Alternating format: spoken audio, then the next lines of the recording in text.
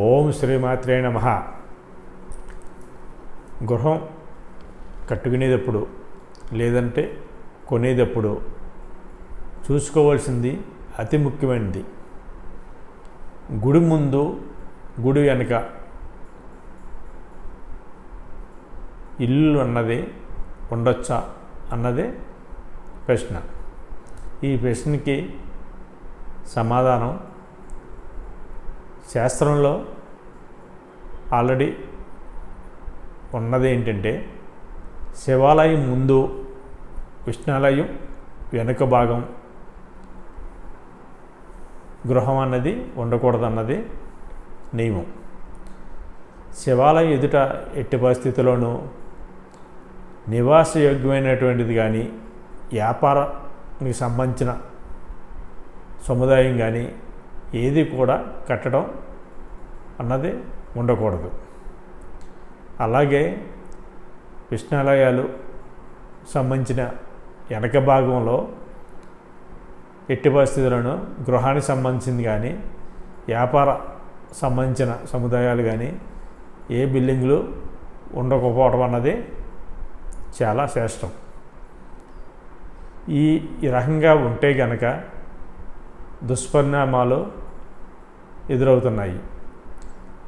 గృహ సముదాయం అయితే కనుక ఆ గృహంలో కొన్ని ఇబ్బందులు సమస్యలు అన్నది ఉంటున్నాయి.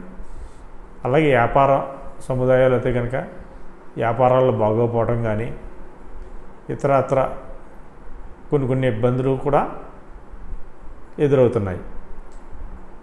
ఇందుచేత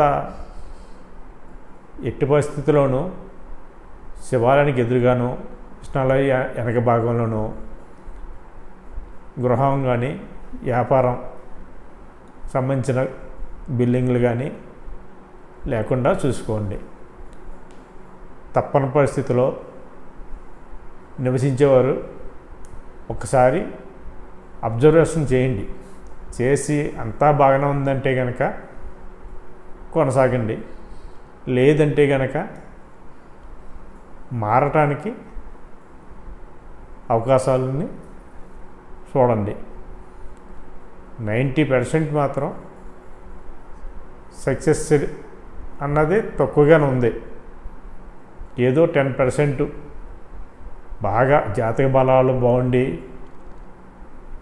ఆ రకంగా అయితే కనుక ఏమన్నా 10% ముందుకు వెళ్తున్నాయి. కానీ కొన్ని 90% ఇల్లులు వ్యాపార సంస్థలు అయితే కనుక వెనకబడే ఉన్నాయి. ఆలోచించండి, అబ్జర్వేషన్ చేయండి. మీకు నేను చెప్పిన దాంట్లో నిజం ఉందంటే కనుక గ్రహించి మీరు ఆ గృహాన్ని మారటానికి కానీ వ్యాపార సంస్థ మార్చుకోవడానికి కానీ ప్రయత్నం చేయండి. శుభం.